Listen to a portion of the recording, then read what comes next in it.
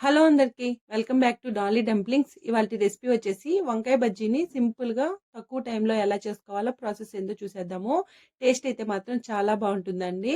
ఇది అన్నంలోకి కానీ రాగి సంగట్లోకి కానీ చాలా బాగుంటుంది. ఇప్పుడు ప్రాసెస్ చూసేద్దాము.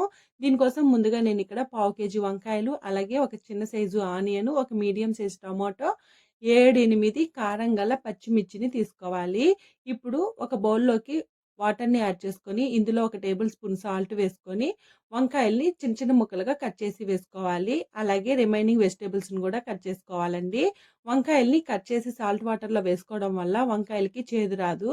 ఇప్పుడు కర్రీ చేసుకోవడం కోసం ఒక బౌల్ని తీసుకొని ఇందులో మనం కట్ చేసి పెట్టుకున్న ఆనియన్స్, పచ్చిమిర్చి, టమోటాని వేసుకోవాలి. అలాగే కట్ చేసి పెట్టుకున్న వంకాయ ముక్కలను కూడా వేసుకొని ఇందులో ఒక చిన్న టీ గ్లాస్ నిండా వాటర్ని యాడ్ చేసుకోవాలి. వాటర్ ఎక్కువ వేసేయద్దండి.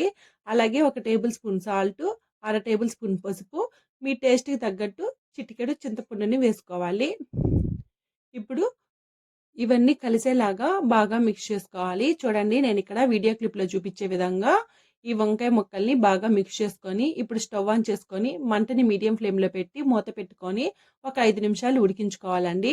చూడండి, 5 నిమిషాల తర్వాత మూత తీసి ఒకసారి మిక్స్ చేసుకోవాలి.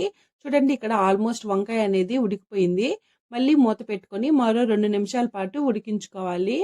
2 నిమిషాల తర్వాత మూత తీసి చూడండి, ఇక్కడ వాటర్ కూడా ఇంకిపోయాయి కదా. ఇప్పుడు వంకాయ ఉడికిందో లేదో చెక్ చేసుకోవాలి. అలాగే పచ్చిమిర్చి కూడా ఉడికిందో లేదో చూసుకొని స్టవ్ ఆఫ్ చేసుకొని వంకాయలో ఎక్సెస్ వాటర్ ఏమైనా ఉంటే ఒక గిన్నెలోకి వంచుకోవాలండి. చూడండి, ఈ విధంగా గిన్నెలోకి వంచుకొని పక్కకు పెట్టుకొని ఇవి కాస్త చల్లారిన తర్వాత పప్పు గుత్తితో కానీ పొటాటో మ్యాషర్తో కానీ కాస్త కచ్చాపచ్చాగా ఎనుపుకోవాలండి. మీరు మరీ మెత్తగా ఎనిపేసుకుంటే తినడానికి అంత బాగోదండి. చూడండి, ఈ విధంగా ఎనుపుకొని దీన్ని పక్కకు ఉంచేసుకొని పోపు వేసుకోవడం కోసం స్టవ్ ఆన్ చేసుకొని కడాయి పెట్టుకొని 2 టేబుల్ స్పూన్ల ఆయిల్ వేసుకొని ఆయిల్ వేడిన తర్వాత అర టేబుల్ స్పూన్ ఆవాలు, అర టేబుల్ స్పూన్ జీలకర్ర, 2 కారం గల పచ్చిమిర్చిని కట్ చేసి వేసుకోవాలి. అలాగే 2 ఎండుమిరపకాయలను కూడా తుంచి వేసుకోవాలండి.